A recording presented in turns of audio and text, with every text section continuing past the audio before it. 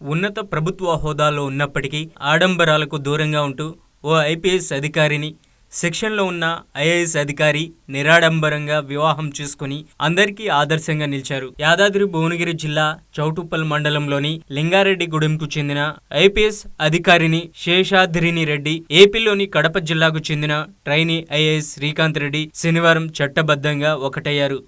Choutuppal sub register కార్యాలయంలో అత్యంత సాదాసీదాగా వీరి వివాహం జరిగింది. కేవలం కుటుంబ సభ్యులు, కొద్దిమంది స్నేహితుల సమక్షంలో రిజిస్టర్ ఎదుట సంతకాలు చేసి ఈ జంట ఒక్కటయ్యారు. ప్రస్తుతం కుత్బల్లాపూర్ డీసీబీగా విధులు నిర్వర్తిస్తున్న శేషాద్రిని ఐఏఎస్ శిక్షణార్థి శ్రీకాంత్ రెడ్డి ఎలాంటి ఆర్భాటాలకు పోకుండా వివాహం చేసుకోవడం విశేషం.